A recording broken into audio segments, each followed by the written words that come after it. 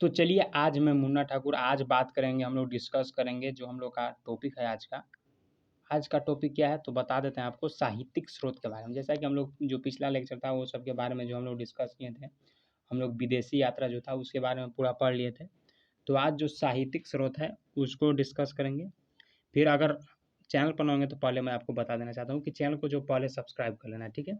ऐसा क्यों? ऐसा इसलिए क्योंकि हो सकता है कि मान लीजिए आप लोग को वैसा जो खान सर के पास का जो नोट होता है वो नहीं पढ़ पा रहे होंगे, या मान लीजिए हो सकता है आप पढ़ भी रहे हों तो आपके लिए बेस्ट है।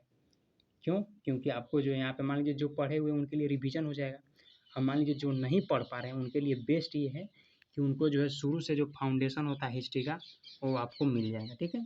तो आपको टेंशन नहीं लेना है। तो आज बात करेंगे साहित्यिक स्रोत के बारे में।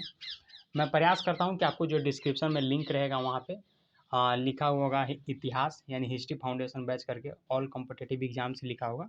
उसको पर जाइएगा, पूरा लाइन बाय लाइन देख लीजिएगा वीडियो, ठीक है। बाकी कोई दिक्कत होगा तो टेलीग्राम का लिंक है, वहाँ से भी कांटेक्ट कर सकते हैं, या फिर फेसबुक का भी होगा और इंस्टाग्राम का भी डाल देंगे, ठीक है। तो वहाँ से भी जो है आप लोग कांटेक्ट कर सकते हैं, ठीक है। तो आज बात करते हैं साहित्यिक स्रोत होता क्या है। देखिए बताने से ये है ना कि आप लोग जो है डायरेक्ट हमसे कांटेक्ट में आ जाइएगा, ठीक है। तो चलिए आज बात करते हैं साहित्यिक स्रोत के बारे में। लिखित स्रोत को जो है साहित्यिक स्रोत, जो लिखल चीज़ है मतलब जो लिखा हुआ चीज़ है उसी को क्या बोलते हैं? साहित्यिक स्रोत बोलते हैं, ठीक है। अगर बात करते हैं कि जो प्राचीन इतिहास को की जो जानकारी जो था, सबसे बड़ा स्रोत तो यही है। मान लीजिए पहले लिखले नहीं रहता, मतलब लिखा हुआ चीज़ ही नहीं रहता, तो आदमी कैसे जान पाता कि पहले क्या हुआ था क्या नहीं हुआ था। तो मेन मुद्दा क्या पड़ता है? मेन मुद्दा ये पड़ता है कि लिखा हुआ होना चाहिए।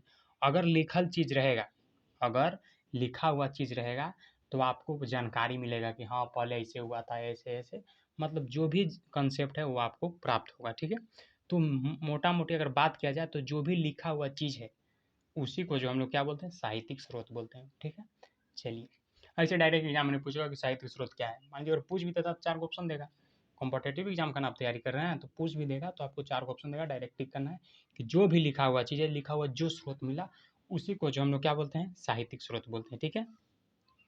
ठीक है, चलिए अगला बात करते हैं, थोड़ा सा बात करते हैं कि गैर धार्मिक स्रोत क्या होता है, फिर धार्मिक स्रोत क्या होता है उसके बारे में जानते हैं। तो इसका संबंध जो है किसी भी धर्म से नहीं रखता है। जो गैर धार्मिक स्रोत है वो जो है मतलब आपका जो है कोई भी धर्म से, चाहे हिंदू हो, मुस्लिम हो, सिख, बौद्ध, ईसाई, जो भी धर्म है, ये सब धर्म से जो है उसका कोई मतलब संबंध नहीं रहता है। मतलब माइंड में तो इतना सेटअप रखिए कि धार्मिक मतलब धर्म से होगा, गैर धार्मिक मतलब धार्मिक धर्म से नहीं होगा। तो गैर धार्मिक में क्या होगा कि इसका संबंध जो है किसी धर्म से नहीं रहता है, ठीक है। जैसे अर्थशास्त्र, अर्थशास्त्र कोई मतलब धर्म से मतलब नहीं है, ठीक है। तो इतना माइंड में आपको सेटअप रखना है कि गैर धार्मिक में क्या होता है कि इसका जो है पूरा दूरों दूर तक जो है इसको धर्म से मतलब नहीं है, ठीक है। उदाहरण के लिए आपको पता चल गया अर्थशास्त्र। अब बात करते हैं धार्मिक के बारे में।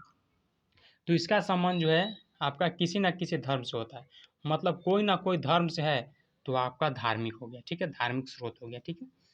तो अगर बात करते हैं नेक्स्ट पॉइंट हम लोग का आता है, नेक्स्ट पॉइंट क्या आता है? गैर ब्राह्मण।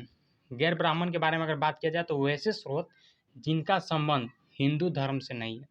गैर ब्राह्मण अगर कहेगा तो वैसा संबंध मतलब ऐसा स्रोत जिसका जो संबंध जो होता है, जो रिलेशन जो होता है हिंदू धर्म से नहीं, हिंदू रिलीजियन से, रिलीजियस से नहीं है, ठीक है। तो आपको पता चल गया कि गैर ब्राह्मण में क्या होगा कि उसका संबंध जो हिंदू से एकदम नहीं रहेगा, ठीक है, वो आपका गैर ब्राह्मण में आ जाएगा। क्लियर? अगर बात कर देते हैं तो अगला हम लोग का क्या है? अगला है साहित्यिक, जैन साहित्यिक के बारे में बात करें, ठीक है। तो जैन साहित्य के बारे में अगर बात किया जाए तो ये जो आपका आएगा ये जो है प्राकृतिक भाषा में मिले हैं। जितना भी मतलब जैन साहित्य है ये कहाँ पे मिला है? तो प्राकृतिक भाषा में मिला है। कहाँ पे? प्राकृतिक भाषा में मिला हुआ है, ठीक है। इन्हें जो है इन्हें जो है आगम कहते हैं। जो जैन साहित्य था उसको क्या कहते थे? आगम कहते थे, ठीक है। चलिए अगर बात करते हैं उदाहरण के लिए, जैसे 12 अंग हो गया, 12 उपांग हो गया, फिर अचराग सूत्र, भगवती सूत्र, कल्प सूत्र आदि, ये सब आदि पुराण वगैरह जो हो गया, ये आपका जैन साहित्य का जो है ये सब जो आपको मतलब मिला हुआ है, ठीक है। अगर बात किया जाए तो जो जैन साहित्य है इसको जो प्राकृतिक भाषा में क्या कहते हैं? आगम। इतना माइंड में सेटअप रखिए, आगम कहते हैं, ठीक है। अगला है कि बौद्ध साहित्य के बारे में थोड़ा सा। तो बौद्ध साहित्य जिसका जो है ये जो है पाली भाषा में मिला है। अगर मान लीजिए 2 पॉइंट क्या रखिए, अगर जैन साहित्य पूछे, मतलब पूछेगा कि जैन साहित्य मिला है किस में, तो प्राकृतिक भाषा में। पूछेगा कि बौद्ध साहित्य मिला है किस में, तो पाली भाषा में। 2 पॉइंट क्लियर रखिएगा, ठीक है। जातक ग्रंथ में जो है महात्मा बुद्ध के पूर्व जन्म को जो है 200 कहानियाँ कह रहा है कि जो जातक ग्रंथ जो है मतलब बौद्ध साहित्य में जो आपको जातक ग्रंथ जो मिला है उसमें जो है महात्मा बुद्ध है उनका पूर्व जन्म को मतलब उनका जो जन्म था उनका पूर्व जन्म को जो है 200 कहानियाँ हैं, ठीक है। 200 क्या है, स्टोरी है, ठीक है। इनके बारे में तो महात्मा बुद्ध के पूर्व जन्म को मतलब उनका जो जन्म हुआ था उसके बाद, ठीक है। ऐसे तो पूर्व मतलब पहले होना चाहिए था, पूर्व जन्म के 200 कहानियाँ, ठीक है। चलिए अगला है ललित विस्तार में महात्मा बुद्ध को जो है पूरी जीवनी। जो ललित विस्तार मान लीजिए अगर क्वेश्चन पूछ दिया कि बताइए कि जो महात्मा बुद्ध का जो पूरा जीवनी है किस में, तो बताएंगे ललित विस्तार में। अगर ऑप्शन में वहाँ पे दिखेगा तो आपको डायरेक्ट टिक क्या करना है, तो टिक करिएगा ललित विस्तार, ठीक है। अगला अगर बात करते हैं तो अगला क्या है, अगला अगर पॉइंट देखते हैं तो कह रहा है कि 1 मिनट रुकिएगा। अगला पॉइंट कह रहा है अंगुत्तर निकाय में जो है 16 महाजन पद की चर्चा। जो अंगुत्तर निकाय है जो बौद्ध साहित्य में जो आपका अंगुत्तर निकाय पढ़ रहा है इसको में जो 16 महाजन की चर्चा है, ठीक है। अंगुत्तर निकाय में मान लीजिए पूछ दिया कि अंगुत्तर निकाय में जो है बताइए कि कितना महाजन की पद का मतलब महाजन की चर्चा है, तो बताएंगे 16 महाजन की, ठीक है, अंगुत्तर निकाय में, ठीक है। अगला अगर बात करते हैं कि बौद्ध धर्म का जो है सबसे पवित्र पुस्तक जो है त्रिपिटक है। बहुत इंपॉर्टेंट पॉइंट डिस्कस कर रहे हैं कि जो बौद्ध धर्म का जो सबसे पवित्र पुस्तक कौन सा है, पूछ दिया तो बताएंगे त्रिपिटक। कौन सा है, त्रिपिटक। जो 3 पुस्तकों का समूह मतलब 3 को पुस्तक को जो है मिला करके बनाया गया है, किसको, त्रिपिटक को, ठीक है। पॉइंट को याद रखिएगा। अब बात करते हैं कि जो 3 त्रिपिटक हम लोग बात करें तो त्रिपिटक में कौन कौन आएगा, तो पहला आएगा सूत पिटक, दूसरा आएगा विनय पिटक, तीसरा आएगा अभिधम्म पिटक, ठीक है। तो अब बात कर लेते हैं लाइन बाय लाइन तीनों को डिस्कस कर लेते हैं। जो सूत पिटक है इसमें क्या हुआ कि सबसे बड़ा पिटक है। अगर मान लीजिए कि हम लोग जान गए कि बौद्ध धर्म का जो है सबसे पवित्र पुस्तक जो है त्रिपिटक है, जान गए हम लोग, जाने कि नहीं, कि अगर मान लीजिए अगर एग्जाम में पूछेगा कि बताइए कि बौद्ध धर्म का जो है आपका पवित्र पुस्तक कौन सा है, तो त्रिपिटक है। इतना पॉइंट क्लियर हो गया। तो त्रिपिटक में जो 3 पुस्तकों का समूह है तो वो पुस्तक कौन कौन है बताइए, तो बताना है। पहला है सूत पिटक, दूसरा है विनय पिटक, तीसरा है अभिधम्म पिटक। तीनों पिटक को याद रखिएगा, ठीक है। अब यहाँ से क्वेश्चन पूछता है कि जो सूत पिटक है जो सबसे बड़ा पिटक है, मान लीजिए पूछ दिया कि जो बौद्ध धर्म का जो है पवित्र पुस्तक जान गए त्रिपिटक है, लेकिन उसमें सबसे बड़ा पुस्तक कौन सा है, तो बताएंगे सूत पिटक। क्लियर। इसे जो है बौद्ध धर्म का जो है आपका बौद्ध धर्म का जो है इनसाइक्लोपीडिया भी कहते हैं। मतलब वैसे भी पूछ सकता है कि बताइए बौद्ध धर्म का जो सबसे पवित्र पुस्तक है जान गए त्रिपिटक, लेकिन बताइए कि उसमें जो है साइक्लोपीडिया के नाम से कौन सा पिटक को जानते हैं, तो बताएंगे सूत पिटक को। साइक्लोपीडिया के नाम से भी जानते हैं और ये सबसे बड़ा पिटक भी है त्रिपिटक में, ठीक है। अगला पॉइंट अगर डिस्कस करते देखिए, बार बार कहने का मकसद है कि मान लीजिए हम 2-3 बार कह रहे हैं कि कौन सा पुस्तक है पवित्र पुस्तक कौन सा, त्रिपिटक बार बार कह रहे हैं इसलिए ताकि जो है आपको याद होते रहे बार बार में, ठीक है।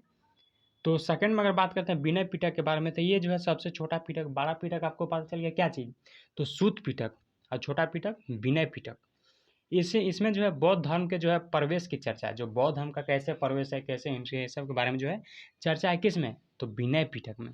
अभिधम्म पिटक में क्या है, तो अभिधम्म पिटक में जो है इसमें महात्मा बुद्ध के जो दार्शनिक विचार होता है उसके बारे में जो है चर्चा किस में, तो बताएंगे हम लोग क्या, बताएंगे अभिधम्म पिटक में। अभिधम्म पिटक में जो है आपको दार्शनिक विचार जो होता है, मतलब जैसे कहीं कोई घूमने गया तो वहाँ का जो विचार आया उसके बारे में जो चर्चा है अभिधम्म पिटक में, ठीक है। तो फाइनली जो था हम लोग साहित्यिक स्रोत के बारे में जो था उसको डिस्कस कर लिए, ठीक है।